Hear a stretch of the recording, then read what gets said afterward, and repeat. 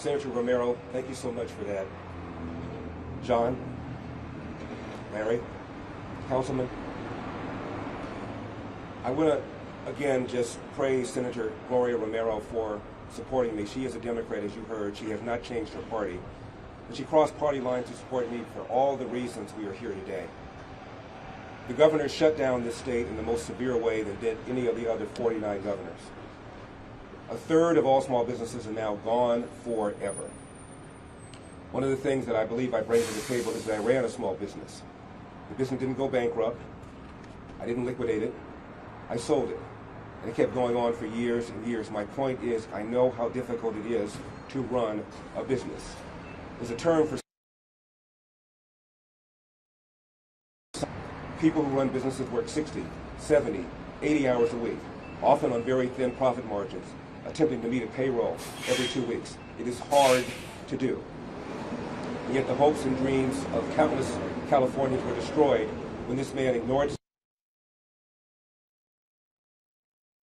the very mandate he was imposing on everybody else, sitting up there at the French Laundry restaurant with the very people who donated money to him and the very people who drafted the mandates that they were violating by not wearing masks and by not engaging in social distancing. As John pointed out, people are leaving California for the very first time in our state's 170-year history. It has never happened before. And when middle-class people and working-class people leave, the number one reason they cite is because they cannot afford the cost of a house. The average price of a home in California just hit $800,000. That is anywhere from 150% to 250% above the national average, depending upon what study you read. Leo Hanian, who is a brilliant economist who works for UCLA, teaches at UCLA, says the average price of a home in California is literally 50%.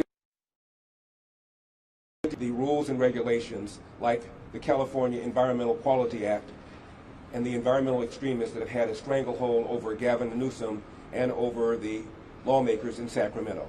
The average price of a home is literally 50% more than it would be but for the environmental extremists. It is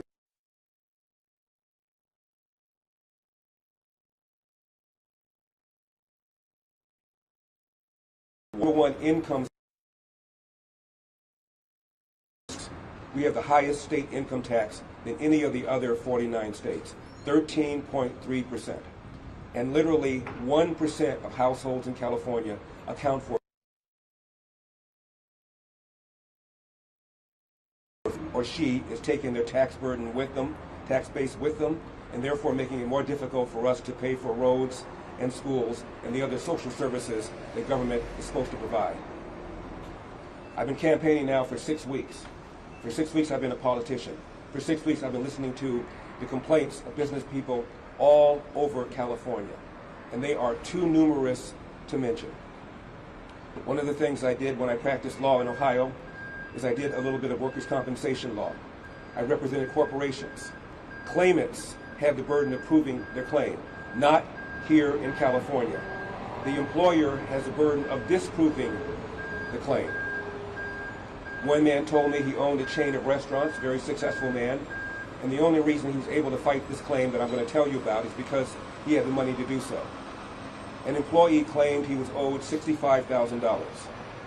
The boss found out he wasn't even in the state when he allegedly incurred the wages. So they decided to fight the claim. The claimant's lawyer wanted to settle for $50,000. They kept going through the administrative appeal process. Then he wanted to settle for 40, then 30, then 25, and the employer refused on principle. Ultimately, the claim was dismissed, but not until the employer spent way more than the $65,000 in legal fees to fight this bogus claim. This is a kind of nonsense that business people put up with in California all the time. There's story after story after story just like this one. And this is why people are leaving. As I mentioned, he shut down this state in the more severe way than did any of the other 49 states. As Senator Romero pointed out, his own kids were enjoying in-person private education, denying in-person schooling for for the kids who are in our government schools, 80% of whom are black and brown. I only mention their race because people like Gavin Newsom pride themselves on caring about black and brown people. Before the pandemic, 75% of black boys could not read at state levels of proficiency, and they were denied, as I mentioned, a whole year of in-person education. Nearly 50% of all third graders before the pandemic could not read at state levels of proficiency. One of the many reasons that Senator Romero is supporting me is because she and I both support going to be a ballot initiative to set savings accounts. So the $15,000 we spend per student per year would go into an account into a charter school, a private school, a religious school, or use that for homeschooling.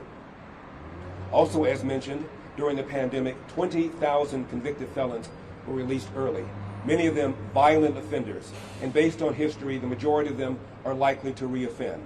According to the Associated Press, some 75,000 more prisoners are going to be eligible for early release over the coming months and coming years under this administration. What could possibly go wrong? Just a few days ago, former Senator Barbara Boxer was mugged in Oakland. Her cell phone was taken. And a few days before that, the Oakland police chief complained about money being diverted from his department because of this defund the police movement. And a few months before that, a mentally ill person attacked Governor Gavin Newsom. Had Gavin Newsom not had his security detail with him, who knows what would have happened? How many people can travel through our cities with security detail? So crime is going up, the cost of living is going up, homelessness is going up, the quality of our schools are going down, business people are leaving. So far this year, more businesses have left than have left all of last year. And the rate at which businesses are leaving is twice the rate at which businesses have left the previous 3 years. There's a magazine called CEO Magazine. It's been around 17 years. And for 17 years, they've asked CEOs around the country which is the best state in which to do business and which is the worst, based upon taxes, based upon spending, based upon regulations, based upon whether or not there's a pro-business or an anti-business atmosphere in that given state. And for 17 consecutive years, California has been determined to be the worst state in which to do business. We're having rolling brownouts, for crying out loud. I can't think of any front where this man has done a good job. When he ran for mayor promised to end homelessness in San Francisco in 10 years. That would have been 2014. Have you been to San Francisco? And when he became lieutenant governor, he pounded the table and claimed that he had nothing to do.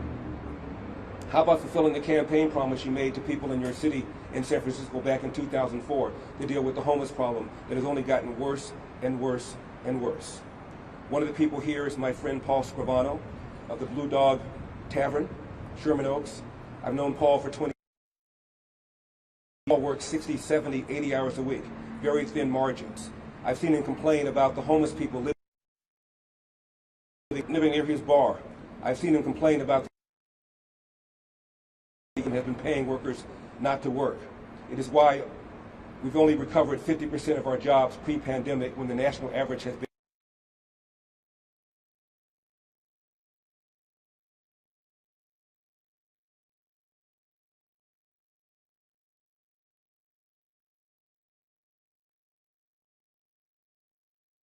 and you can also drop it off at a voting center. And then after you vote to recall Gavin Newsom, please vote for me to recall him. I bring a lot of things to the table, one of which, as I said, I run a small business. I know how difficult it is. Finally, I want to leave you with a little story about how arrogant our lawmakers are in this state. Some years ago, the mayor of Los Angeles, Eric Garcetti, was considering raising the minimum wage to $12. It is now $15. Several people called my radio show and told me about a meeting that he held. 3 or 4 people called at different times. They all said the same thing, so I know this is accurate. He invited about 30 or 40 small business people, all of whom hire minimum, who was going to sign this legislation. Everybody, I was told, brought in their P&Ls, their profit and loss statements, to tell him how thin their margins were, and that if he jacked up the price of labor, which for most businesses is the #1 biggest cost, if you artificially jacked up the price of my labor, we're going to have to lay off people, cut hours, defer hiring decisions, or raise prices, all of which have negative consequences for our society. And Eric Garcetti, who's never so much as run a lemonade stand, stood up, buttoned his coat, and said to these business people who work 60, 70, 80 hours a week, I believe you can, quote, absorb the cost, close quote. Signed his buttoned his coat, and then signed the legislation to increase the cost of these business people. This is the kind of stuff that goes on all the time here in this state.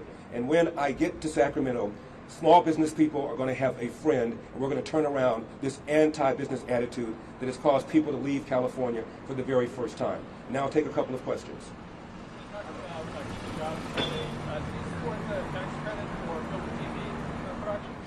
You know, I find it interesting. He asked me, do I support the tax credit for film and TV productions? I find it interesting that Hollywood pulls that lever for the Democratic Party that raises taxes, and then they go to Sacramento to complain about taxes being high. I support lowering taxes for all businesses, and when I get to Sacramento, I intend to do just that. But I'm not going to choose any particular business. But don't you think it's a little hypocritical for Hollywood to pull the lever for the tax-raising party and then complain about how hard their taxes are and that they can't do productions here because taxes are too Hollywood community that has, by the way, donated a considerable amount of money to my opponent to look in the mirror and ask themselves whether or not they still want to be Democrats in the tax-raising party while complaining about having to pay the taxes that they just voted to raise. Alex? So, obviously a lot of tax policy is set in Sacramento, but also tax policy is set in Washington. If you got to pick a United States Senator, would Kevin Kiley saying, I would leave it up to the voters and call a special election? Well, Alex, I appreciate the question, but I'm here to talk about why Californians, almost 2 million of them, signed a petition to recall Governor Gavin Newsom. This is not about Washington, D.C. This is about California. It's about California losing businesses. It's about California losing jobs. It's about California paying people not to work. It's about crime. It's about our poor government schools where our kids were already behind the whole year, and now they're behind another year because Gavin Newsom ignored science and shut down schools even when the CDC said that people could go back to school. It's about poor management of our forests. It's about the fact that we are running out of water in a state where, depending upon the crop, we're supplying almost half of all the agriculture to our country. That is why I'm here. That's what I'm talking about. What my opponent wants to do is turn this into some sort of national referendum because he cannot defend his record. That's why Senator Warren cut a commercial for him and then talked about this being a Republican takeover. It's a takeover from Californians, independents and Democrats, many of whom signed a petition, many of whom voted for him just 2 years earlier. 63% of Hispanics, I know you're going to check me on that number, Ellie, of Hispanics voted for Gavin Newsom just 2 years ago. Now the majority of Hispanics want him out for all the reasons that Senator Romero pointed out. For his hostile location, because of the high class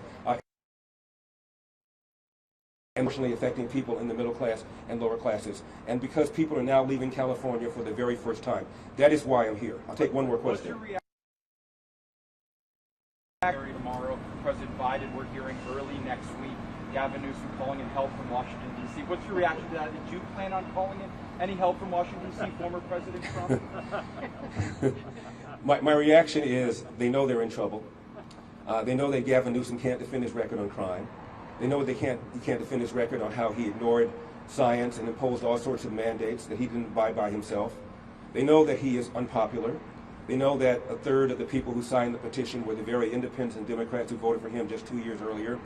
They are deathly afraid that Larry Elder from the inner city, who went to public school, is going to break the stranglehold that Democrats have had over blacks and browns for decades, because they've been pulling the lever for the very party that's been thwarting the #1 route to escape poverty, and that is to finish high school, to at least get a high school degree that shows you can read, write, and compute at grade level. And all too often when people do graduate from our urban schools and they go on to Tri-C or to a 4-year school, they end up taking remedial math and remedial English because their education in high school was substandard.